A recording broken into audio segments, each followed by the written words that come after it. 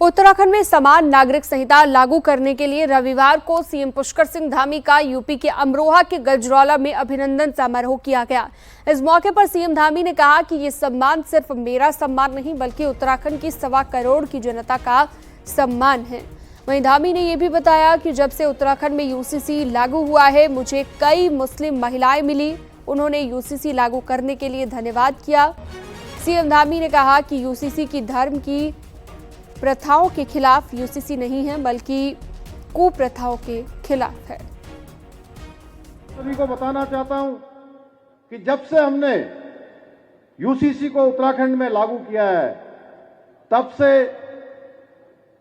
मुझे जब भी हमारी मुस्लिम बहनें मिलती हैं तो वह सदैव इस बात के लिए धन्यवाद देती है कि हमने यूसीसी जैसा कानून लागू करने का साहस दिखाया है कि समान नागरिक संहिता किसी धर्म या पंथ के खिलाफ नहीं है, बल्कि ये समाज की जितनी कुप्रथाएं हैं उनको मिटाकर सभी नागरिकों में समानता से समरसता स्थापित करने का एक कानूनी प्रयास है। इस कानून के माध्यम से किसी भी धर्म की मूल मान्यताओं और प्रथाओं को नहीं बदला गया है, केवल और केवल कुप्रथाओं को दूर किया गया है।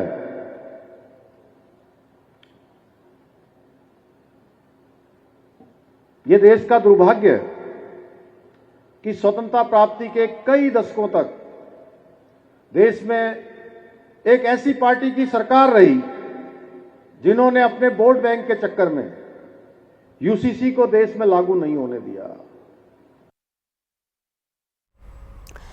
देश में अगर यूनिफॉर्म सिविल कोड लागू हुआ तो अनुसूचित जनजाति दायरे में नहीं आने वाली है। ये संकेत दिए गए हैं केंद्र में जनजाति मामलों के मंत्री जुएल ओराम की तरफ से। एक रिपोर्ट आपको दिखाते हैं।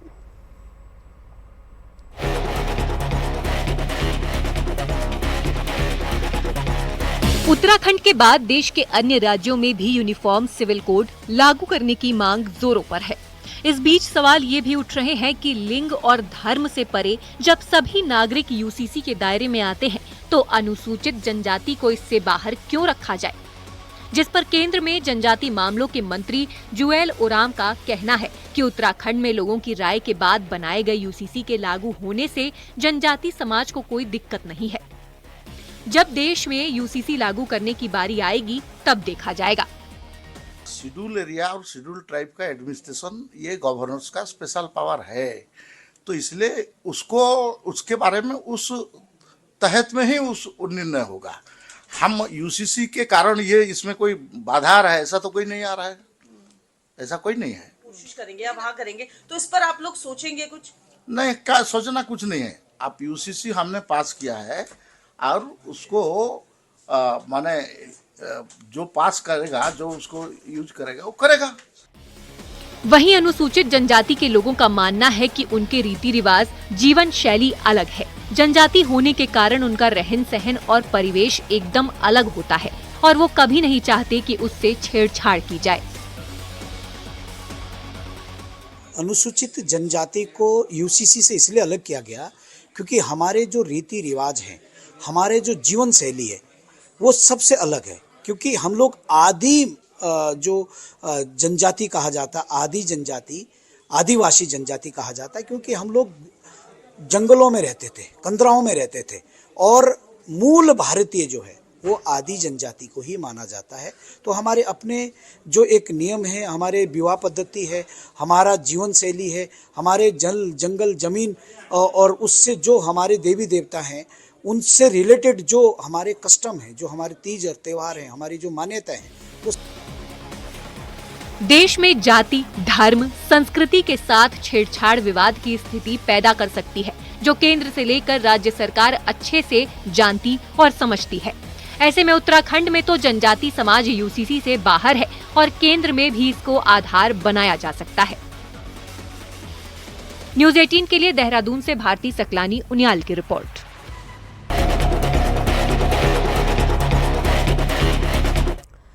उधम सिंह नगर के काशीपुर में रविवार को सीएम पुष्कर सिंह धामी ने रोड शो किया और सीएम धामी के रोड शो में कार्यकर्ताओं का हुजूम उमड़ा। वहीं जगह जगह पर सीएम धामी का लोगों ने स्वागत भी किया। सीएम धामी पर कई जगह पर लोगों ने पुष्प वर्षा की। रोड शो के बाद सीएम धामी ने कई योजनाओं का लोकार्पण भी किया है।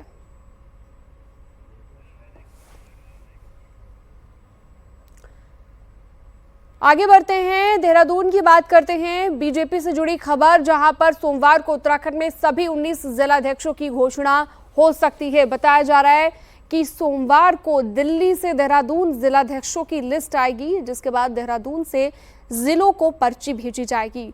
कल सुबह 11 बजे तक ऐलान हो सकता है। दिल्ली से दून जाएगी ये लिस्ट और देहरादून के जिलों को भेजी जाएगी ये लिस्ट। सुबह 11 बजे तक ऐलान हो सकता है। बीजेपी से जुड़ी अहम खबर देहरादून से हम आपको बता रहे हैं। –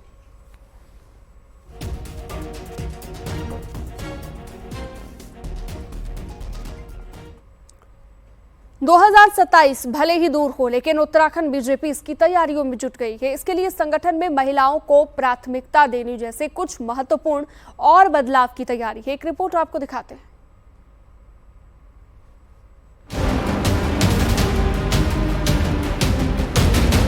– 2027 के विधानसभा चुनाव में भले ही अभी काफी समय है, लेकिन सत्ता में हैट्रिक बन सके, इसके लिए बीजेपी रणनीतिकार अभी से मंथन में जुट गए हैं। संगठन हो या सरकार, यूथ और महिलाएं फोकस पर रहने वाली हैं। शुरुआत संगठन से की जा रही है। मंडल से लेकर जिला अध्यक्ष के लिए एज लिमिट का प्रावधान इसी रणनीति का हिस्सा है। पूरे संगठन में पहली बार 70% तक बदलाव किया जा रहा है। यही नहीं, मंडल, जिला और प्रदेश की कार्यकारिणी में भी पहली बार महामंत्रियों में एक पद महिलाओं के लिए आरक्षित करने पर विचार हो रहा है। जातिगत क्षेत्रीय समीकरण साधे जा रहे हैं। इस बार बीजेपी अनिवार्य रूप से ओबीसी जिला अध्यक्ष भी देने जा रही है, तो जिला अध्यक्ष पद पर भी इस बार 1 से 2 महिलाओं की ताजपोशी की जा रही है। भारतीय जनता पार्टी की सरकार और संगठन दोनों 2027 में भाजपा की तीसरी बार सरकार बने, इस रणनीति में जुट गई है। और इसके लिए हर स्तर पर, चाहे संगठनात्मक चुनाव का विषय की बात करें, चाहे सरकार की योजना की बात करें, हर स्तर पर आम जनता को संगठन के साथ जोड़ने और सरकार की योजनाओं का आम जनता को लाभ मिले, इसके लिए योजना बनाई जा रही है। सरकार के लेवल पर भी 2022 के विजन डॉक्यूमेंट की समीक्षा की जा रही है। तय हुआ है कि इसे 100% कंप्लीट किया जाएगा। इसके अलावा 2027 से पहले सारे गांवों को सड़क से जोड़ने की योजना है। गांव में बड़े पैमाने पर सौर ऊर्जा को बढ़ावा देने की योजना बन रही है। इसके लिए केंद्र के बाद अब राज्य सरकार भी सब्सिडी दे सकती है। प्लानिंग ये भी है कि 2027 से पहले हर जिले के अंदर 2 आदर्श विद्यालय खड़े कर दिए जाएं। भारतीय जनता पार्टी का संगठन कभी भी खाली नहीं बैठता है, काम दिया जाता है कार्यकर्ताओं को। जो हमारा भारतीय जनता पार्टी का प्रदेश का संगठन है या केंद्रीय नेतृत्व है, वो समय समय पर दिशा निर्देश करते रहता है, ताकि संगठन और कार्यकर्ता अपने जिम्मेदारी को समझे और एक पैनी धार देने के लिए समय समय पर इस तरह के निर्देश मिलते रहते हैं। इसके अलावा देहरादून से टिहरी के बीच टनल बनाने की घोषणा, Kedarnath, Hemkund Sahib ropeway, Delhi Dehradun expressway, Rishikesh Karnaprayag rail project, कुछ ऐसे बड़े कामों को बीजेपी टॉप एजेंडे में शामिल करने जा रही है, जिन पर सवार होकर 2027 की वैतरणी पार की जाएगी। न्यूज 18 के लिए देहरादून से सुनील नवप्रभात की रिपोर्ट। एक के बाद एक हार का मुंह देखने के बाद अब उत्तराखंड कांग्रेस बीजेपी की तर्ज पर अपने फ्रंटल संगठनों को एक्टिव करने जा रही है। तो इधर बीजेपी का ये कहना है कि कांग्रेस को समझ आ गया है कि जो संगठन उसके पास है, उसके दम पर उसकी राह आसान नहीं होने वाली। रविवार सीडब्ल्यूसी के सदस्य गुरुदीप सप्पल देहरादून के दौरे पर थे। उनके साथ एनएसयूआई के राष्ट्रीय अध्यक्ष वरुण चौधरी, यूथ कांग्रेस के राष्ट्रीय अध्यक्ष उदय भानु चिब भी शामिल थे। तीनों नेताओं ने यूथ कांग्रेस और एनएसयूआई की प्रदेश कार्यकारिणी की मीटिंग ली। गुरुदीप सप्पल का पिछले 5 दिनों में देहरादून का ये दूसरा दौरा है। मीटिंग में शामिल रहे कांग्रेस प्रदेश अध्यक्ष करण माहरा ने कहा कि पार्टी अगले 3 महीनों का प्रोग्राम फिक्स कर रही है, जिसके तहत मेरा वोट मेरा अधिकार कार्यक्रम के तहत इलेक्ट्रोल में हुई गड़बड़ियों को आम आदमी तक पहुंचाया जाएगा।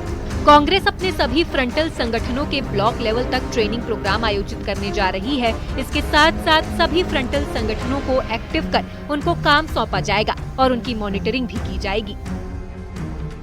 3 सूत्री कार्यक्रम पिछले अगले 3 महीनों के लिए पार्टी ने डिसाइड किया है, जिसमें इलेक्टोरल में जो गड़बड़ियां हुई है उसको लेकर ट्रेनिंग और तीसरा पार्ट था कुटुंब कांग्रेस।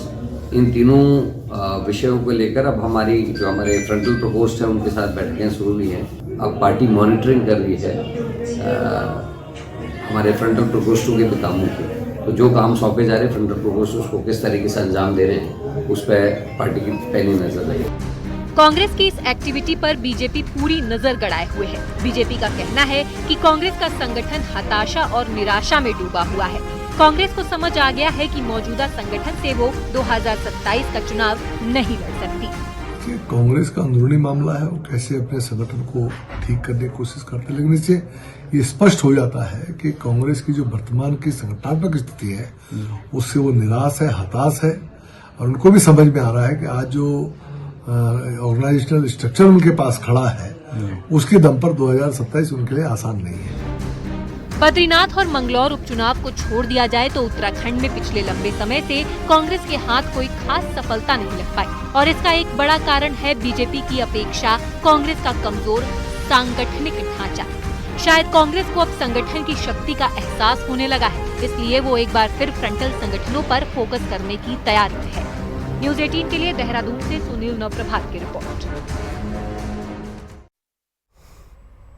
हरिद्वार के ज्वालापुर से दिल को झकझोर देने वाली एक घटना सामने आई। यहाँ पर छोटी बच्चियों के रोने से गुस्साई एक मां ने अपनी 6 महीने की 2 जुड़वा बेटियों की गला दबाकर हत्या कर दी। घटना ज्वालापुर कोतवाली क्षेत्र के धीरवाली की है। पुलिस के मुताबिक बच्चियों की मौत के बाद पूछताछ में महिला के बयानों में काफी विरोधाभास नजर आया, और जब सख्ती से पूछताछ की गई तो बच्चियों की मां ने दोनों बच्चियों की हत्या की बात को कबूल लिया। उनकी माता से जो है उनसे भी पूछताछ की गई, और उनके बयानों में विरोधाभास आने पर पुलिस के द्वारा जब सख्ती से उनसे पूछताछ की गई तो उनके द्वारा ये दोनों बच्चियों को मारना स्वीकार किया गया, और इसके पीछे जो उनके द्वारा कारण बताया गया कि ये बच्चियां जो है अक्सर जो काफी रोती थी इस झुंझलाहट में और आपसी रिश्तों में आ रही परेशानियों के कारण इस जो अभियुक्ता है जो इन बच्चियों की मां भी है उसके द्वारा अपने पति से इस प्रकार का एक बदला लेने की नियत से इन बच्चियों की हत्या की गई। विकासनगर पुलिस ने 2 महिला चोरों को गिरफ्तार कर लिया है। आरोपी महिलाओं से चोरी के 62,000 रुपए सहित 2 सर्जिकल ब्लेड भी बरामद कर लिए गए हैं।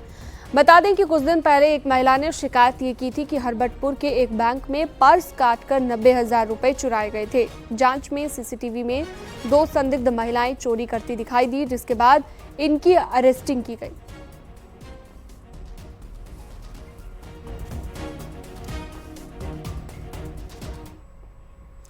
होली के त्योहार को लेकर खाद्य सुरक्षा विभाग लगातार मिलावटखोरों के खिलाफ अभियान चला रहा है। इसी कड़ी में खाद्य विभाग ने रुड़की के मंगलौर में एक नकली पनीर की फैक्ट्री पर छापा मारा और 1 क्विंटल से ज्यादा नकली पनीर बरामद किया।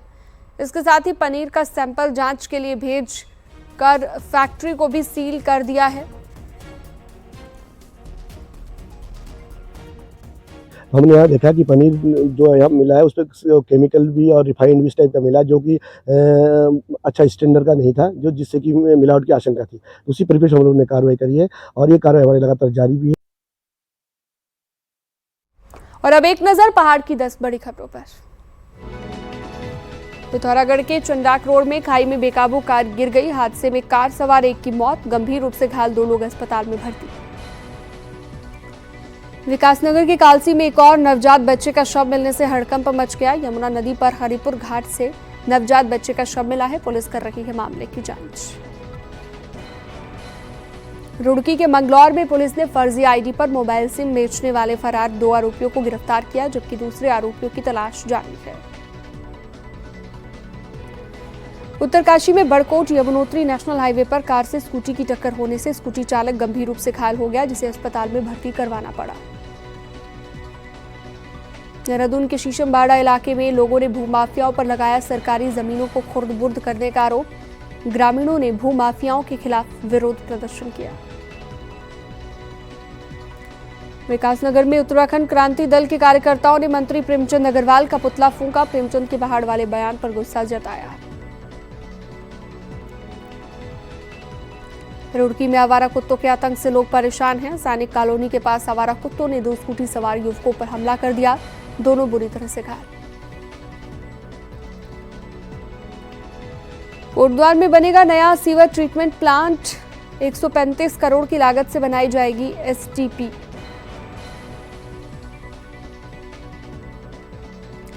हरिद्वार के प्रेमनगर आश्रम में पत्रकारों की यूनियन NUJI का 2 दिवसीय राष्ट्रीय अधिवेशन आयोजित किया गया। कृषि और सैनिक कल्याण मंत्री गणेश जोशी ने बतौर मुख्य अतिथि कार्यक्रम में शिरकत की। रामनगर में कुमाऊनी होली का कार्यक्रम का आयोजन किया गया, जिसमें होलियारों ने बैठकी और खड़ी होली का गायन किया।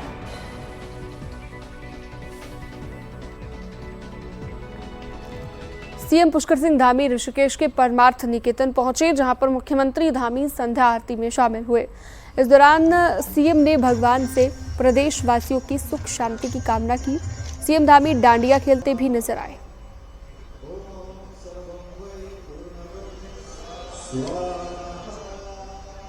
तो प्रदेशवासियों की सुख शांति की कामना उन्होंने की है। परमार्थ निकेतन में सीएम पुष्कर धामी को आप देख सकते हैं। ऋषिकेश की ये तस्वीरें।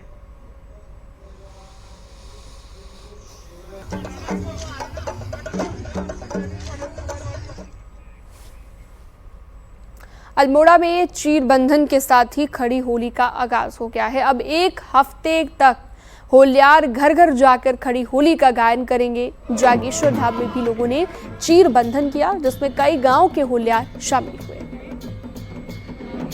प्रसिद्ध जागेश्वर धाम में आज चीर बंधन के साथ होली का शुभारंभ हो गया है। यह बहुत ही प्राचीन परंपरा है। यहाँ की 365 गांव गोटों की चीर जागेश्वर धाम में बांधी जाती है। इसे गांव-गांव घुमाया जाता है।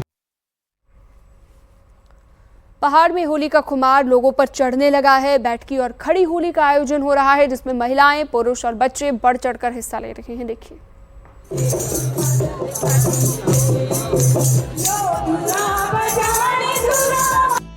सांस्कृतिक नगरी अल्मोड़ा में होली की धूम है। चीर बंधन के साथ ही होली अपने पूरे शबाब पर है। होलियार होली के रंग में सराबोर हैं। वहीं कई जगह होली के कार्यक्रम भी हो रहे हैं, जिसमें युवाओं को नशे से दूर रहने का संदेश भी दिया जा रहा है। अल्मोड़ा अपने आप में एक ऐतिहासिक सांस्कृतिक नगरी है और मैं समझता हूँ पूरे उत्तराखंड के लिए एक विरासत के रूप में अल्मोड़ा हमेशा एक प्रकार का मार्गदर्शक रहा है। और चूंकि जिस प्रकार से ये मल्ला महल में और आज पूरे बहनों के द्वारा होली के वस्त्र धारण करके पूरे होली के गायन करते हुए पूरे बाजार में अपने होली सांस्कृतिक होली का प्रदर्शन हुआ। बाजारों में होली की झांकियां निकाली जा रही हैं। वहीं बैठी और खड़ी होली की रंगत भी चारों ओर है। महिला और पुरुष होलियारों पर होली का रंग चढ़ा हुआ है। काफी हर्षोल्लास और रंगों से भरा हुआ वातावरण लग रहा है और अलग अलग जगह की संस्कृति हमें आज यहाँ पर देखने को मिल रही है। कहीं बैठकी होली है, खड़ी होली है, जोहार समिति के अलग से होली चल रही है और बच्चों के द्वारा लगी फूलों की होली यहाँ पर हो रही है। सारी अलग अलग विभिन्न प्रकार की होलियाँ हमें यहाँ पर देखने को मिल रही है। पहाड़ की होली देखने के लिए पर्यटक भी पहाड़ पहुँच रहे हैं। इसके साथ ही दूसरे राज्यों में नौकरी करने वाले प्रवासी उत्तराखंडी भी अपने घरों का रुख कर रहे हैं और होली के उत्सव में शामिल हो रहे हैं। न्यूज़ 18 के लिए अल्मोड़ा से किशन जोशी की रिपोर्ट। होली का त्योहार इस बार कंफ्यूजन पैदा कर रहा है। 14 या फिर 15 मार्च किस दिन होली खेली जाए, इस पर अलग अलग राय है। वहीं इस सब के बीच दिक्कतें हैं बोर्ड स्टूडेंट्स के सामने, जिनकी होली इस बार एग्जाम के चलते छूट रही है।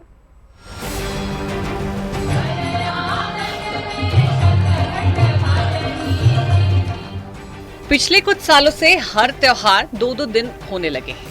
कभी दिवाली को लेकर कंफ्यूजन, तो कभी रक्षाबंधन के मुहूर्त के चलते असमंजस। इस बार भी होली को लेकर ऐसी ही पशुपेश बनी हुई है। उत्तराखंड में गढ़वाल और कुमाऊं मंडल दोनों ही जगह अलग अलग दिन होली मनाने का फैसला लिया जा रहा है। गढ़वाल में जहां 14 मार्च को होली खेली जाएगी, वहीं कुमाऊं में 15 मार्च को होली खेलने पर सहमति बनी है, जिसकी वजह मानी जा रही है पंचांग की अलग अलग हिसाब से गणना। हल्द्वानी के प्रसिद्ध ज्योतिषविद पंडित नवीन गुरुजी की दलील है कि पूर्णमासी के दिन होलिका नहीं मनाई जाती है। रंग भरी एकादशी से छठे दिन यानी कि प्रतिपदा के दिन ही होलिका हो सकती है, क्योंकि रंग 10 मार्च को पड़ रहा है, इसलिए आज से प्रतिपदा की तारीख 15 मार्च हुई। काशी वाली होली जो है वो 14 तारीख को मनाई जाएगी।